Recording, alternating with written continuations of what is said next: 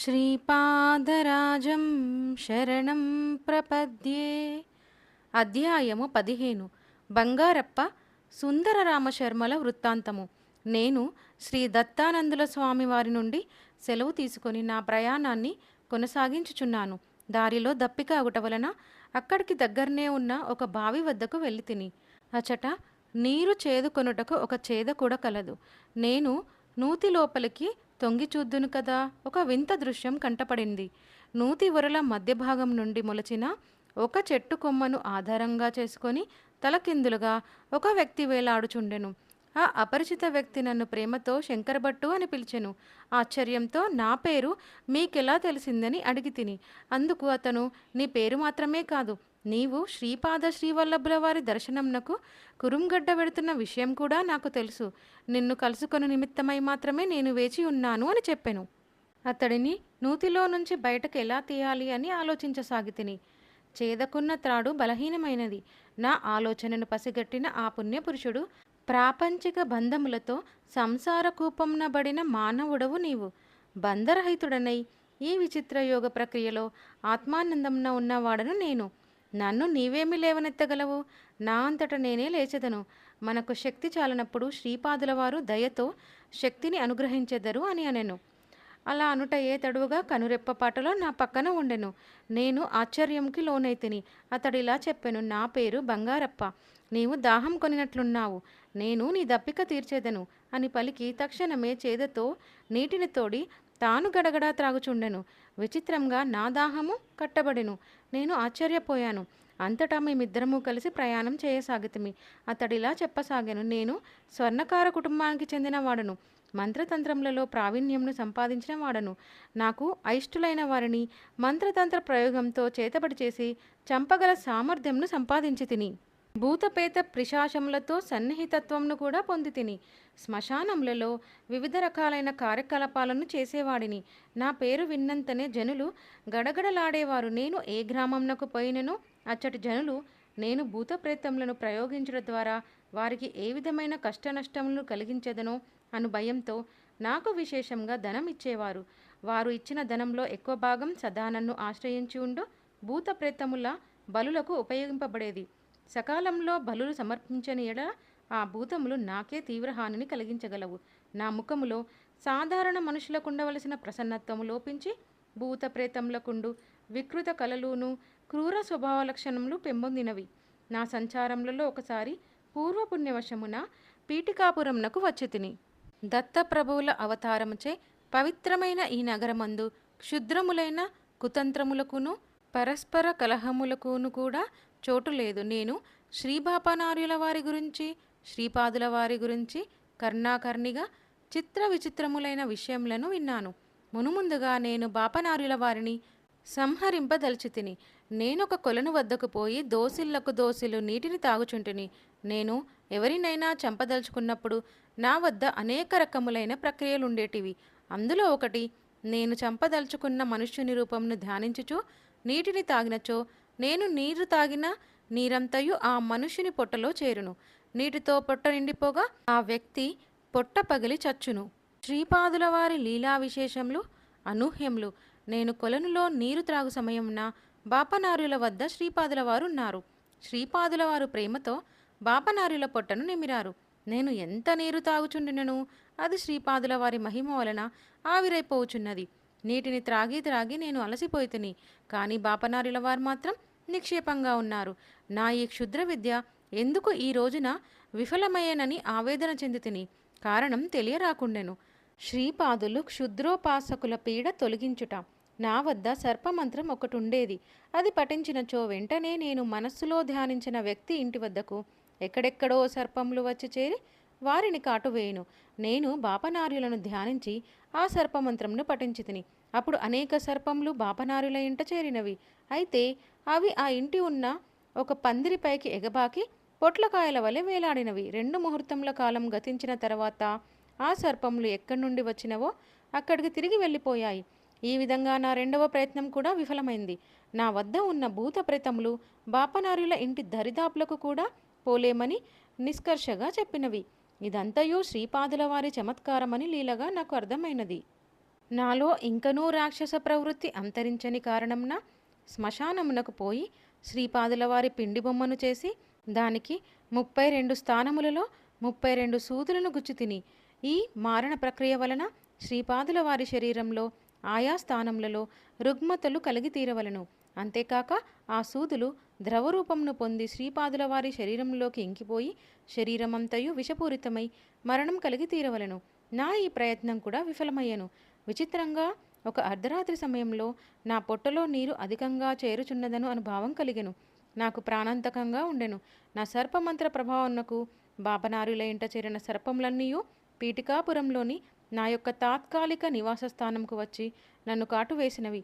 శ్రీపాదుల వారి పిండి బొమ్మకు ఎక్కడైతే నేను సూదులను గుచ్చితనో నా శరీరం నందు సరిగ్గా అదే ప్రదేశంలో బాధ కలగజొచ్చెను. ఈ విధంగా నా దుష్టచర్యల యొక్క ప్రతిచర్యలను నా శరీరం నందే అనుభవించసాగి తిని నరకయాతన అనుభవించి తిని చనిపోయినా బాగుండని తోచింది. అయితే నాకు చావు రాకుండెను. నరక బాధలు ఎలా ఉండునో చనిపోయిన తర్వాత కానీ తెలియవు. కానీ నేను ఆ రాత్రి బ్రతికుండగానే నరక బాధలను చవిచూశాను. భరించలేని బాధలు కలిగినప్పుడు ఏ మానవుడైనను దైవం వైపునకు తిరగక మానడు. శ్రీపాద శ్రీవల్లభుల వారిని నేను నా మనస్సులోనే శరణు జొచ్చి తిని నా మనోనేత్రంనకు శ్రీపాదుల వారి రూపం గోచరించి, బంగారప్ప, నీవొనరించిన మహాపాపములకు నీవు అనేక సంవత్సరములు ఇహలోకంలో బాధలు అనుభవించిన తదుపరి నరకంలో కూడా బాధలను అనుభవించవలసి ఉంది. అయితే నీయందు కృప వహించి ఈ ఒక్క రాత్రిలో నీవు పడేడి యాతనల ద్వారా నేను నీ పాపకర్మను ధ్వంసం చేయుచున్నాను. నీ యొక్క క్షుద్ర విద్యలు అన్నీయూ నశించును. అయితే ఎవరైనా దాహం గొని ఉన్నవారు నీ మనోనేత్రములకు గోచరించినప్పుడు నీవు నీరు త్రాగి దప్పిక తీర్చుకున్న ఎడల వారెంతటి దూరంలో ఉన్నను వారి దాహార్తి తీరిన వారగుదురు. తలకిందులుగా వేలాడుట అను ఒక యోగ ప్రక్రియ కలదు. దానిని అభ్యసించినచో నీవు ఆనంద ప్రాప్తిని పొందకలవు. నేటి నుండి సాత్విక ప్రవృత్తి అనుసరించి జీవింపుము. మా మాతాపితరుల గృహం నందు కానీ బాపనార్యుల వారి గృహం నందు కానీ అడుగిడుటకు ఎన్నియో జన్మల పుణ్యం కావలను. నీకు ఈ జన్మం నందు అంతటి అదృష్టం లేదు. అదృష్టం అనున్నది అకస్మాత్తుగా లభించింది కాదు. దురదృష్టమన్నది విచక్షణారహితంగా ఇవ్వబడినది కాదు. పూర్వజన్మంలోని పుణ్యకర్మంలో ఒక్కసారిగా ఫలితం ఇచ్చినప్పుడు అదృష్టమని అంటారు. పాపకర్మలు ఒక్కసారిగా ఫలితం ఇచ్చినప్పుడు దురదృష్టమని అంటారు. ప్రాణమును సంగునది పరమేశ్వరుడు కనుక ప్రాణము తీయు అధికారం కూడా పరమేశ్వరునికి మాత్రమే కలదు. మాతాపితలు జన్మదాతలు కనుక వారు పరమపూజ్యులు. వారిని వృద్ధాపంలో అనాధారం చేసిన వారి యందు నా కటాక్షం ఉండదు. నీవు క్షుద్ర విద్యలతో ఎందరో అమాయకులను అకాల మరణమునకు గురి చేశావు. ఆ పాప ఫలము నీకు శంకరభట్టు అను కన్నడ బ్రాహ్మణుడు కనిపించినంత వరకు ఉండును. అతడు దప్పికగొని ఉన్నప్పుడు నీవు నీ విద్యను ఉపయోగించి అతడి దప్పికని తీర్చుము. అప్పుడు నీ పాపము నిశ్శేషమగును. ఆ శంకరభట్టు అను అతడు నా చరిత్రను వ్రాయును అని చెప్పారు. ఈ సంఘటన జరుగునాటికి శ్రీపాదుల వారి వయస్సు 7-8 సంవత్సరములు కలదు. నాయనా శంకరభట్టు, ఆ రోజు నుండి నీకోసమే నేను వేచి ఉన్నాను. నేడు నాకెంతయో సుదినము అని బంగారప్ప అనెను. నాకు ఈ గాథ అంతయు అయోమయంగా ఉండెను. అంతటా నేను ఈ విధంగా అన్నాను: అయ్యా, మీరు నీరు త్రాగిన ఎడల మరి ఒకరి దప్పిక ఎలా తీరుతుంది? ఇందలి మర్మమును నాకు విశదపరచవలసిందంటిని. దానికి బంగారప్ప, నాయన, అన్నమయ కోశం నందుండు జీవులు భౌతిక సంస్కారములను కలిగి భౌతిక ప్రపంచంలో అనుభవములను పొందుదురు. ప్రాణమయ కోశం నందలి జీవులు సూక్ష్మ శరీర చైతన్యంను కలిగి ఉందును. మనోమయ కోశం నందలి జీవులు మానసిక ప్రపంచంతో సంబంధంను కలిగి ఉందురు. విజ్ఞానమయ కోశం నందలి జీవులు దానికి సంబంధించిన ప్రపంచంతో సంబంధంను కలిగి ఉందురు. ఆనందమయ కోశం నందలి జీవులకు ఆనందానుభవం ఉండును. ప్రాణమయ శక్తిని ఒకానొక యోగ ప్రక్రియ ద్వారా నేను ఇతర జీవుల ప్రాణమయ శక్తితో అనుసంధానం ఉనరించెదను. తద్వారా ఈ తదాత్మభావం వలన ఇది సాధ్యమగును.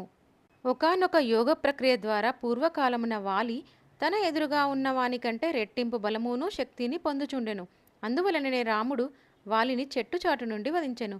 విశ్వామిత్ర మహర్షి రామలక్ష్మణులకు బల అతిబల అను 2 పవిత్ర మంత్రములను ఉపదేశించెను. ఈ మంత్రముల స్పందనలకు అనుగుణంగా ప్రాణశక్తిని సిద్ధపరచుకొనిన ఎడల విశ్వాంతరాళం నందున్న విశ్వశక్తిని తనలోనికి ఆకర్షించుకొన వీలు కలుగును. శరీరము పరిశుద్ధమైనది కానిచో ఆ శక్తి మన శరీరంలోనికి ప్రవేశించినప్పుడు విపరీతమైన బాధ కలుగుటయే కాక ఆ శక్తిని నిలుపుకొనలేక మరణం కూడా సంభవించును. పరిశుద్ధతాక్రమంలో మానవ శరీరంలో 12 దశలలో కలవు. శ్రీరాముని శరీరం 12వ దశకు చెందింది. శ్రీదత్తుని శరీరం 12వ దశకు కూడా అతీతమైనది. అందువలన దత్తావతారములైన శ్రీపాదుల వారి యందు అనంత శక్తి, అనంత జ్ఞానము, అనంత వ్యాపకత్వము సహజ సిద్ధంగా ఉండును అని చెప్పాను. అంతటా నేను, అయ్యా, గౌతమ మహర్షి శాపం వలన అహల్య శిలారూపంగా పొందిననియు శ్రీరాముని పాదధూళి సోకినంతనే శాప విమోచనమయ్యనని అందరు కదా, ఆమె నిజంగా శిలారూపంని పొందెనా, లేక ఇందులో ఏదైనా రహస్య అర్థం ఉందా అని ప్రశ్నించి తిని. అంతట బంగారప్ప, మంచి ప్రశ్ననే అడిగావు. అహల్య యొక్క ఛాయారూపంతోనే ఇంద్రుడు సంబంధంను కలిగి ఉండెను. ఈ విషయాన్ని తెలియక క్రోధావేశంతో గౌతముడు అహల్యను శిలకమ్మని శపించెను. అంతటా అహల్య గౌతముని, ఓ తెలివి మాలిన ముని, ఎంత పని చేశావు అనెను. గౌతమ మునిలోని తెలివి నశించి పిచ్చివాడై అనేక దివ్యస్థలములను దర్శించుచు శివుడి అనుగ్రహం వలన స్వస్థత పొందెను. చైతన్య పరిణామ క్రమంలో శిల ప్రథమ స్థానంలోనిది. దానిలోని ఆత్మ నిర్జీవ స్థితిలో ఉండును. శిలలో కూడా అనేక జాతులున్నవి. ఒకానొక శిలలోని ఆత్మ ఆ శిలలో కొన్ని సంస్కారములను పొందుచున్నది. ఆ అనుభవముల తర్వాత మరి ఒక జాతి శిలలో ఆ ఆత్మ ప్రవేశించును. ఖాళీగా ఉన్న ప్రథమ శిలలో మరి ఒక ఆత్మ ప్రవేశించును. ఏ ఆత్మ ఏ శిలలో ఎంతకాలం ఉన్నదనుట కేవలం యోగదృష్టి కల వారికి మాత్రమే తెలుసుకొన వీలు కలుగును. ఒకానొక శిలలో ఒక ఆత్మ ఉండగా ఆ శిల రెండుగా ఖండించబడిననుకొనుము. ఖండించబడిన శిలలో ఒక ఆత్మ ఉండగా మరి ఒక ఖండంలో మరి ఒక ఆత్మ ఉండి కొన్ని అనుభవములను పొందును. అవి ఏ రకమైన అనుభవములు పొందుచున్నవో వాటికే తెలియదు. అయితే శిలాస్థితిలో ఉన్నప్పుడు ఆ ఆత్మ అపరిమితమైన బాధను అనుభవించును. వాటికి జీవం లేదు, కానీ బాధ అనుభవం మాత్రం ఉండును అని వివరించెను. జీవులకు వివిధ యోనులయందు కలుగు యాతనల వివరణ. అంతటా నేను, అయ్యా, జీవం ఉన్నప్పుడే కదా బాధ కానీ సుఖం కానీ అనుభవమయ్యేది. అలాంటప్పుడు నిర్జీవమైన పదార్థంగా ఉన్నప్పుడు అపరిమిత వేదన ఎలా ఉండును, ఎలా సాధ్యపడును అని ప్రశ్నించాను. అంతట బంగారప్ప, జీవాత్మ పరమాత్మలో కలిసి ఉన్నప్పుడు బ్రహ్మానందంను అనుభవించును. అది వాక్కులో వివరించుటకు వీలు కానిది, మనస్సులో తెలియరానిది. అదేవిధంగా జీవాత్మ శిలలో ఉన్నప్పుడు బ్రహ్మానందంనకు పూర్తి విరుద్ధమైన మహాదుఃఖంను అనుభవించును. అది కూడా వాక్కులో వివరించుటకు సాధ్యం కానిది, మనస్సులో తెలియరానిది. అనగా ప్రాణమనున్నది లేనప్పుడు అనుభవింపబడే మహాదుఃఖమది. అనేక శిలలలో ఆ ఆత్మ పరిభ్రమించుచు తెలియరాని, ఊహించరాని ప్రాణరహితమైన మహాదుఃఖములను అనుభవించుచు లోహములలో ప్రవేశించును. నానావిధ లోహములలో అది సంచరించుచు నిద్రాణ స్థితిలో ఉన్న ప్రాణమును అనుభవించును. ఒకానొక లోహముపై దానికి సరిపడని విషపూరిత పదార్థంను పోసినావు అనుకొనుము. దానిలో ఉన్న ప్రాణము నిద్రాణ స్థితిలోనే బాధను అనుభవించి ఆ లోహమును విడిచి మరి ఒక లోహంలోనికి ప్రయాణించును. లోహజాతులలో తాదాత్మ్యం నొందిన ఆత్మ పరిణామ క్రమంలో వృక్షంలో ప్రవేశించును. ఇది వరకు నిర్జీవ పదార్థంగా ఉన్నప్పుడు నిద్రాణమై ఉన్న ప్రాణము ఇప్పుడు చైతన్యవంతమై నిటారుగానో వాలుగానో ఉండవలనేటి సంకల్పం కలిగి ఉండును. అయితే దృఢత్వమునకు ఏర్పాటైన వేళ్ళు భూమిలోనికి చొచ్చుకొనిపోయి దాని పరిణామమునకు వీలు కలిగించును. ఆత్మ ఈ విధంగా అనేక రకముల వృక్షజాతులలో ప్రవేశించి అనేక అనుభవములను పొందుచు సగం జీవన సహితముగాను సగం జీవరహితముగాను ఉండేటి స్థితి నుండి వెలువడి క్రిమి కీటకములుగా పరిణతి చెందును. ఈ దశలో చలనం కావాలననేది దాని సంకల్పం నెరవేరును. ఈ విధంగా అనేక క్రిమి కీటకాదులుగా అనేక సంస్కారములను పొందుచు మత్స్య రూపంను పొందును. ఆ తర్వాత పక్షి రూపంను పొందును. అనేక రకముల పక్షుల రూపంలో అనుభవం పొందిన తదుపరి 4 కాళ్ళు కలిగిన జంతువుగా జన్మించును. జంతువులలో పరమ పవిత్రమైన గోజన్మను పొందును. మానవులకు తల్లి వలె క్షీరం ఒసంగుట చేత తనకు తెలియకుండగానే పుణ్యంను సంపాదించును. వృషభ రూపంలో ఆహార ధాన్యముల ఉత్పత్తిలో సహకరించుటచే పుణ్యం సముపార్జితమగును. తర్వాత జన్మమునందు మానవ శరీరం పొందును. సంస్కారముల వలన ఆలోచనలు కలుగును. అవి చేతలుగా మారును. ఈ విధంగా పుణ్యకర్మలు పాపకర్మలు చేయబడుచుండును. సాధన పథమున సప్త భూమికల విచారణ. మానవుడు తన పరిణామ క్రమంలో సప్త భూమికలందుండును. మొదటి భూమికలందు స్థూల దేహేంద్రియములు, సూక్ష్మదేహేంద్రియములు ఏకకాలంలో ఉపయోగించబడును.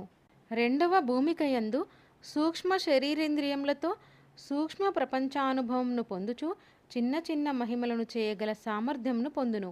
మూడవ భూమిక యందు సూక్ష్మ శరీరంతో సుదూర ప్రాంతములకు ప్రయాణం చేయగల శక్తిని పొందును.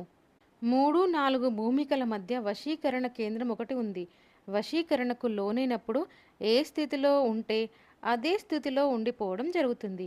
గౌతముడు అహల్యను శపించినప్పుడు చాలా దిగ్భ్రాంతికి లోనైంది. అప్పుడు ఆమె తాను శిలా చైతన్యంలో ఉన్నట్లు భావించుకుంది. ఆమె శ్రీరామ దర్శన పర్యంతం వరకు అదే స్థితిలో ఉండిపోయింది. అహల్య శరీరం శిలాస్థితిని పొందలేదు.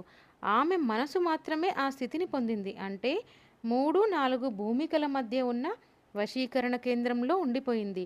శ్రీరాముని పాదధూళి సోకగానే ఆమె మనోపుష్పము వికసించటం ప్రారంభించింది.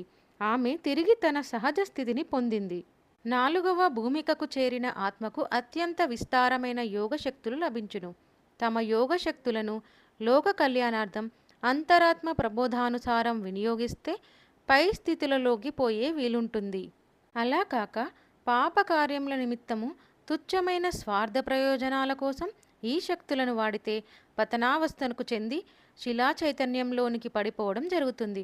ఆ తర్వాత అనేక వేల జన్మను ఎత్తినా కానీ మానవ జన్మలోనికి అడుగు పెట్టే అవకాశం ఉండదు.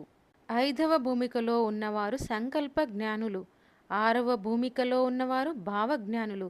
సంకల్ప జ్ఞానులు దైవ సాక్షాత్కారం కోరుతూనే ప్రాపంచిక కార్యకలాపములను కూడా సాగిస్తారు. భావజ్ఞానులకు ప్రాపంచిక కార్యకలాపముల ధ్యాస చాలా తక్కువగా ఉంటుంది. 7వ భూమికలో ఉన్నవారు పరమాత్మ యందుండే అనంత స్థితి యొక్క జ్ఞానంను పొందగలుగుతారు అని తెలియపరిచెను. అవతార పురుషులకు సాధకులకు గల వ్యత్యాసము. బంగారప్ప చెప్పిన మాటలను ఆలకించిన తదుపరి నా మనస్సులో కొన్ని సందేహములు కలిగినవి. వాటిని తీర్చుకొను నిమిత్తం ఇలా ప్రశ్నించాను. అయ్యా, జీవులకు మాత్రమే పరిణామక్రమం ఉండునా, లేక అవతారములకు కూడా ఇవి వర్తించునా? అంతట బంగారప్ప, అవతారములు కాలానుగుణంగా వచ్చుచుండును. మానవుడు భగవంతుడైన ఎడల సమర్థ సద్గురువని పిలువబడును. దైవం మానవుడిగా వచ్చిన ఎడల అవతారం అనబడును. మత్స్యము నీటిలో వడిగా పరిగెత్తగలదు. కూర్మం నీటిలోనూ భూమి మీద వడిగా ఉండగలదు. వరాహము అనగా ఖడ్గమృగము భూమి మీద వడిగా పరిగెత్తగలదు. నారసింహము మృగములలో శ్రేష్టమైన సింహపు ముఖాకృతితోనూ మిగిలిన భాగము మనుష్య రూపంతోనూ ఉన్న అవతారము. యాచనా ప్రవృత్తిని గల తమోగుణ ప్రధానంగా వచ్చింది వామనావతారం. రజోగుణ ప్రధానంగా వచ్చింది పరశురామ అవతారం. సత్వగుణ ప్రధానంగా వచ్చింది రామావతారం. త్రిగుణములకు అతీతమైన నిర్గుణతత్వ ప్రధానంగా వచ్చింది శ్రీకృష్ణ అవతారం. కర్మ ప్రధానంగా వచ్చింది బుద్ధావతారం.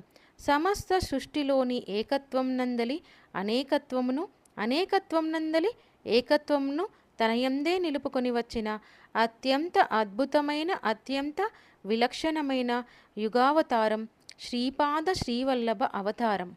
శ్రీపాదుల వారికి రుణానుబంధం లేని యోగ సంప్రదాయములు కానీ, మతములు కానీ, ధర్మములు కానీ సృష్టిలో లేనే లేవు. శ్రీపాదుల వారి స్థితి ఎంతటి ధీమంతులకైనను గోచరం కానిది. వారికి వారే సాటి. అన్ని సిద్ధాంతములోనూ అన్ని సంప్రదాయములోనూ వారి యందు సమన్వయం చెందును. ఈ సృష్టికి అంతటికీనూ ఆది బిందువు, అంత్యబిందువు వారే. స్పందనశీలమైన ఈ జగత్ వ్యాపారమంతయును పర్యవేక్షించునది, సంకల్పించునది, గతి నొందించునది వారే. ఇది నిగూఢమైన దైవ రహస్యము. సప్త ఋషులకే అంతుపట్టని వారి స్థితిని నేనేమని వర్ణించగలను నాయనా శంకరభట్టు? నీవు ధన్యుడవు. వారి అవ్యాజ కారుణ్యమును పొందగలిగిన వారే ధన్యజీవులు, అన్యజీవులు వ్యర్థజీవులు అని చెప్పెను. సత్కర్మ దుష్కర్మల ఫల వివరణ.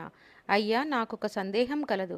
సమస్త కర్మలకును ప్రబోధకులు వారే అయినప్పుడు లోకంలో కొందరిని మంచివారుగాను మరికొందరిని చెడ్డవారుగాను పుట్టించడం ఎలా అని నేను అడిగాను. దానికి బంగారప్ప పెద్దగా నవ్వి, నాయనా, నీవు మంచి ప్రశ్ననే అడిగావు. సృష్టి అంతయును ద్వంద్వముల సాయం చేతనే ఏర్పడింది. మృత్యుభయం లేకపోతే కన్నతల్లి కూడా బిడ్డను ప్రేమించజాలదు. వేదములలో పురుష శబ్దము ఆత్మ అనే అర్థములలో వాడబడింది, అంతేకాని పురుషాధిక్యతను సూచించు అర్థములలో కాదు. మానవ ధర్మములకు జంతు ధర్మములకు ఎంతటి వ్యత్యాసం కలదో మానవ ధర్మములకు దేవతాధర్మములకు కూడా అంతటి వ్యత్యాసం ఉండును. ద్వంద్వములే లేకున్నా వికాసం కాని పరిణామం కాని సాధ్యం కాదు. భగవంతుడు సర్వశక్తిమంతుడైన ఎడల అన్నియును మంచి శక్తులు మాత్రమే వారి యందు కలవని అర్థం కాదు. నీవు ఈ ప్రపంచంలో చూసేడి మోసము, దగ, దౌర్జన్యం వంటివి కూడా ఆ సర్వశక్తులలో ఒక భాగమే. దుఃఖం ఉన్నది కనుకనే సుఖంని కోరుచున్నాము. దుఃఖం గురించ జ్ఞానం లేనిదే సుఖ అనుభవం అనునది తెలియరాదు. మనం చూసే ఈ కోటానుకోట్ల నక్షత్ర రాశులన్నీయు మొట్టమొదట అస్తవ్యస్తంగా ఏర్పడినవే. అవి పరస్పరం ఢీకొని మరికొన్ని నక్షత్ర రాశులు ఏర్పడినవి. ఈ విధంగా అనేకసార్లు ఏర్పడిన తర్వాత ప్రస్తుతం మనకు దృగ్గోచరమగుచున్న సువ్యవస్థితమైన నక్షత్ర రాశులు ఏర్పడినవి. మన సౌర కుటుంబం నందలి గ్రహములు సువ్యవస్థితమైన కక్షలో సూర్యుని చుట్టూ తిరుగుచున్నవి. ఆ సూర్యునికి ధ్రువుడు ఆధారం. ఈ రకంగా పరస్పర ఆకర్షణ వికర్షణలలో సృష్టి నడుచుచున్నది. పరమాత్మయందు ఆకర్షణ కలిగినవాడు ఆస్తికుడై సత్కర్ముడగుచున్నాడు. వికర్షణ కలిగినవాడు నాస్తికుడై దుష్కర్ముడగుచున్నాడు. ఆస్తికులకును నాస్తికులకును వారే ఆధారం. సత్కర్ములకును దుష్కర్ములకును వారే ఆధారం. ఈ సృష్టి లీలలో ఏదియూ స్థిరం కాదు. నీవు ఈనాడు ఎవరిని సత్కర్ములుగా అనుకొనుచున్నావో వారు కొన్ని జన్మలలో దుష్కర్మలను ఆచరించిన వారే. అందువలనే ఈ జన్మలో ధర్మ తత్పరులై ఉన్నను వారికి దుఃఖములు తప్పుటలేదు.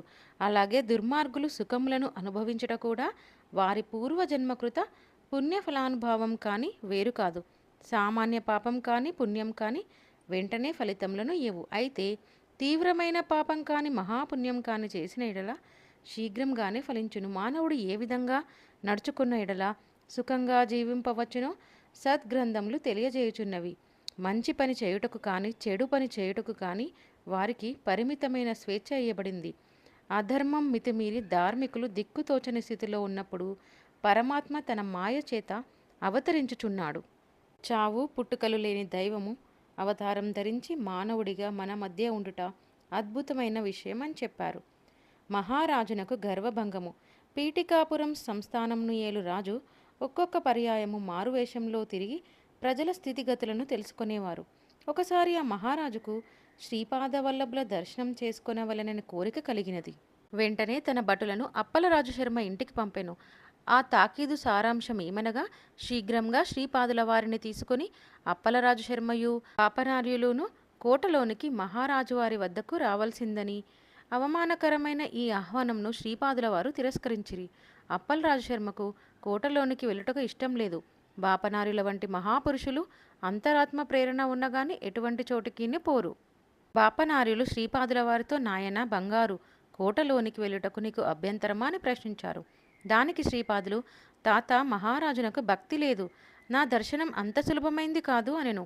శ్రీపాదుల వారు భటులతో, మీ మహారాజునకు నన్ను చూడవలెనన్నా స్వయంగా ఇచ్చటికి రావచ్చును.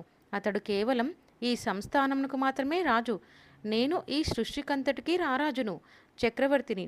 నేను సమస్త భువనములకు సార్వభౌముడను కనుక నా వద్దకు వచ్చినప్పుడు వట్టి చేతులతో రారాదు, నజరానా కూడా తీసుకురావలను. రాజు నన్ను గురువుగా భావించిన ఎడల గురు దక్షిణ కూడా తీసుకురావలసింది అని కరాఖండిగా చెప్పారు. శ్రీపాద శ్రీవల్లభులు సమస్యలను సృష్టించుటలో బహునేర్పరి. అదేవిధంగా సమస్యలను పరిష్కరించుటలో కూడా బహుచతురులు. మహారాజుకి ఆగ్రహం కలిగినచో రాగల పరిణామములను గూర్చి బాపనార్యులు, అప్పలరాజు శర్మ, వెంకటప్పయ్య శ్రేష్ఠి, నరసింహవర్మ యోచన చేయుచుండిరి. భటులు తెచ్చిన ఈ వార్తను విన్న మహారాజు క్రోధంతో ఊగిపోవుచుండెను. నేను తలుచుకున్న ఆ బడుగు బాపనయ్యల బతుకు ఏమగునో తెలియజెప్పెదగాక, నేను ఎంతటి శక్తివంతుణ్ణో వారికి తెలియదు అని రాజు బిగ్గరగా అరిచెను. ఆ అరుపు అరిచిన వెంటనే అతనిలోని శక్తి యావత్తు బయటకు వెళ్ళి నిర్వీర్యుడయ్యెను. శోష వచ్చి కింద పడిపోయెను. పరిచారకులు సేవలు చేశారు. అయినను అతడు నీరసంగా ఉండెను. ఇంతలో అతని మనోనేత్రంనకు వికార స్వరూపం గల స్త్రీమూర్తి గోచరించెను. నేనే శక్తిని, నీలోనికి ఉరుకుచున్నాను అని అరుచుచూ అతనిలోనికి బలవంతంగా ప్రవేశించెను. ఆ శక్తి దాటికి తట్టుకొనలేక అతని ఎముకలు చూర్ణమైనట్లు అనుభూతి కలిగెను. వెంటనే నాలో నుండి వెళ్ళిపొమ్ము అని అతడు హీనస్వరంతో అరిచెను. ఇదిగో వెళ్ళిపోవచున్నాను అని అరుచుచూ ఆ శక్తి మహాతాటితో బయటకు వెళ్ళెను. ఆ రకంగా వెళ్ళినప్పుడు రాజు నరకయాతనను అనుభవించెను. ఈ రకంగా శక్తి ప్రవేశించుటయు శక్తి బయటకు వెళ్ళడం జరుగుచుండెను. ఈ రెండు ప్రక్రియల ద్వారా అతనికి నరకయాతన అనుభవం అగుచుండెను. రాజు పురోహితులైన సుందర రామశర్మకు భటుల ద్వారా వర్తమానం అందించబడెను. వారు స్వయంభూదత్తునికి అర్చన చేసి తీర్థమిచ్చారు. దత్త విభూతిని పెట్టుకొనడం వలన తదుపరి శరీరంలోనికి శక్తి రాకపోకలు నిలిచిపోయెను. అంతటా శర్మ ఇలా అన్నారు, మహారాజా, చూసారా మా అర్చన యొక్క శీఘ్రఫలము. మీరు శ్రీపాదుని దర్శనం కోరిరి, అది మీకు వ్యర్థం. వారి ఇంట కాలాగ్ని శమన దత్తమూర్తి ఉన్నారు. ఆ పూజా విశేషమున అప్పలరాజు శర్మకు చిన్న చిన్న శక్తులు సిద్ధించినవి. బాపనారిలు మంత్రానుష్ఠానమున ఏవో కొన్ని శక్తులను పొంది ఉన్నారు. ఇంకా వెంకటప్పయ్య శ్రేష్ఠి వైశ్యుడు. మంచి వస్తువును నకిలీ వస్తువుగా తర్కం చేసి చౌకగా కొనగలడు. నకిలీ వస్తువును మంచి వస్తువుగా నమ్మించి విక్రయం చేయగలడు. అద్భుత కల్పనలతో అద్భుత శక్తులను శ్రీపాదునకు అన్వయించి భజన చేయుచున్నాడు. నరసింహవర్మ సుక్షత్రియుడైనను మూర్ఖుడై శ్రీపాదుణ్ణి దత్త అవతారమని స్తుతించుచున్నాడు. మీరు ఎంతమాత్రం చింతన చేయకండి. మా అనుష్ఠానం చాలా గొప్పది. మహారాజంతటి వారు ఆజ్ఞాపించినా రానంటకు ఎన్ని గుండెలు. ప్రభుల వారు బలవంతంగానైనా శ్రీపాదుని ఇచ్చుటకు తీసుకురాగలరు. ఈ మాటలు ముఖస్థుతులు విన్న రాజు నీరసంగా, బలవంతంగా వారిని ఇచ్చటకు రప్పించిన ఎడల నాకు కలుగు లాభమేమి? పైపెచ్చు నాకు అపకీర్తియే మిగులును. శ్రీపాదుల వారి వద్ద కొన్ని క్షుద్ర విద్యలున్నట్లు నాకు అనుమానంగా ఉంది. నా పైన శ్రీపాదుడు శక్తి ప్రయోగం చేశాడు.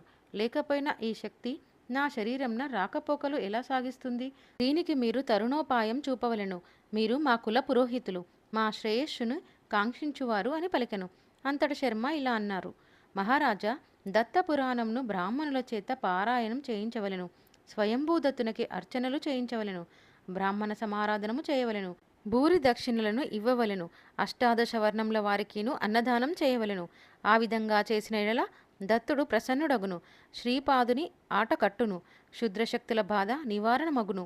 రాజపురోహితుని కోరిక మేరకు రాజు కావలసిన ఏర్పాట్లను అన్నిటినీ చేయించెను. పీఠికాపుర ప్రాంతమందు చాలా అడవులు కలవు. పీఠికాపురంకు చోర భయము జాస్తి. దత్తపురాణంను పారాయణ చేసేడి రోజు నుండి నగరంలో దొంగతనములు విస్తారంగా జరుగుచుండెను. రాజు వాటిని అరికట్టుటలో వ్యర్థుడాయెను. రాజునకు పీడకలలు కూడా జాస్తి అయ్యెను. కొండ నాలుకకు మందు వేసిన ఉన్న నాలుక ఊడిపోయిన విధంగా బాధలు ఎక్కువగా అవ్వసాగెను. రాజునకు తన పితరులు స్వప్న దర్శనమియ్యసాగిరు. బక్క చిక్కిన దేహంతో ఆవురావమని అన్నం కోసము పడిగాపులు పడు బిచ్చగాళ్ళ వలె ఉండిరి. ఏమిరా, మాకు శ్రాద్ధ భోజనం పెట్టుటలేదేమి? మేము ఈ ప్రేతదేహంలోనే ఉండవలెనా? మాకింకా సద్గతులు లేవా అని ప్రశ్నించారు. మీకు శాస్త్రోక్తంగా శ్రాద్ధ కలాపములను చేయుచున్నానని రాజు అనెను. నీవు చేయుచున్నావు సరే, కానీ అవి మాకు అందటం లేదు. అనుష్ఠానవంతుడైన బ్రాహ్మణుడు మంత్రపూర్వకంగా కర్మకలాపంను నిర్వర్తించినప్పుడును, అదేవిధంగా శ్రాద్ధం పెట్టువాడు శ్రద్ధాభక్తులతో శ్రాద్ధంను పెట్టినప్పుడు మాత్రమే అవి పితరులకు సద్గతిని కలిగించును అని పితరులు రాజుతో అన్నారు. కనులు మూసినా తెరిచినను పితరుల యొక్క ఈ గోలతో అర్థనాదములతో రాజునకు రాత్రి సమయందు నిద్రయే లేకుండెను. పులి మీద పుట్ర అన్నట్లు రాజుగారి పెండ్లి కావలసిన కుమార్తెకు భూతబాధ కలిగెను. జుట్టు విరబూసుకొని వికటాటహాస్యం చేయుచు ఇంటిలోని వస్తువులను అవతల పారవేస్తూ ఉండెను.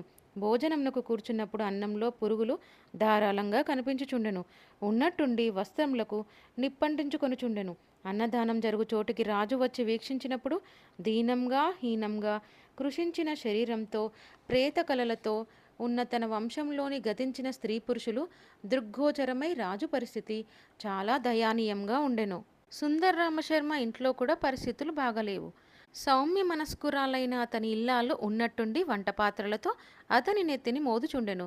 శర్మకుమారుడు తాడును ఒకదానిని తెచ్చి తన తండ్రిని స్తంభంకి కట్టివేయుచుండెను.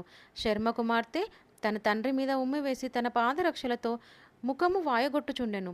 శర్మ భోజనం కోరినప్పుడు ఎండుగడ్డిని తెచ్చి తినమని పెట్టుచుండిరి. తినకపోయినా వాతలు కూడా పెట్టుతామని బెదిరించారు. శర్మ నియోగించిన బ్రాహ్మణులు మాత్రం దత్తపురాణంని పారణ చేయుచుండిరి. పారాయణ అనంతరం వారు భోజనం చేసిన తదుపరి భూతపేత పిశాచములు యథేచ్ఛగా ఇంట తిరుగాడుచు భయభ్రాంతులను చేయుచుండెను.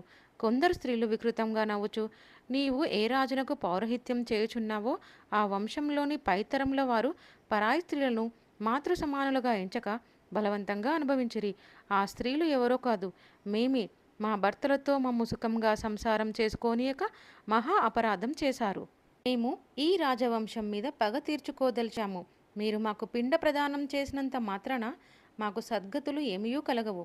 రాజద్రవ్యమును పొంది భూరి దక్షిణలు పొంది ద్రవ్యశుద్ధి లేని ఆ ద్రవ్యమునకు అధికారులైనారు కనుక మేము మీ కుటుంబాలను కూడా వేధించదలిచితిమి అని పలికారు.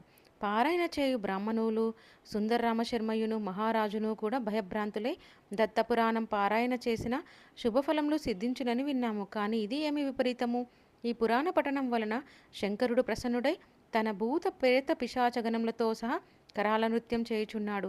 దత్తపురాణ పఠనమున విష్ణు ప్రసన్నుడై తమకు మాత్రం భోజన సదుపాయం లేకుండా చేసి అన్నార్థులై వచ్చిన బిచ్చగాళ్లకు అనుగ్రహంను ప్రసాదించుచున్నాడు. బ్రహ్మదేవుడు ప్రసన్నుడై అశ్లీలములు నింద్యములైన వాక్కులతో తమను వేధించు వారిని సృష్టించినాడు. ఆహా! దత్తపురాణ పఠనం వలన ఈ పద్ధతిలో బ్రహ్మ విష్ణు మహేశ్వరులు ప్రసన్నులై వాక్కుల చేత హింసించి చావటానికి కూడా వీలు లేకుండా విష్ణుతత్వంతో రక్షించి భూత ప్రేత పిశాచములకు ఆనందంను కలిగించేటి నాట్యకళలతో జీవోత్సవములుగా చేసేటి ఎడల అటువంటి దత్తభక్తి మాకు జన్మ జన్మలకు వలదు మహాప్రభో అని పరితపించుచుండిరి. సృష్టిలో మానవుడు కూలియే, కూలి ఇచ్చువాడు శ్రీపాదుడు. వెంటనే బ్రాహ్మణులును సుందరరామశర్మయును మహారాజును శ్రీపాదుల వారిని శరణుజొచ్చిరి.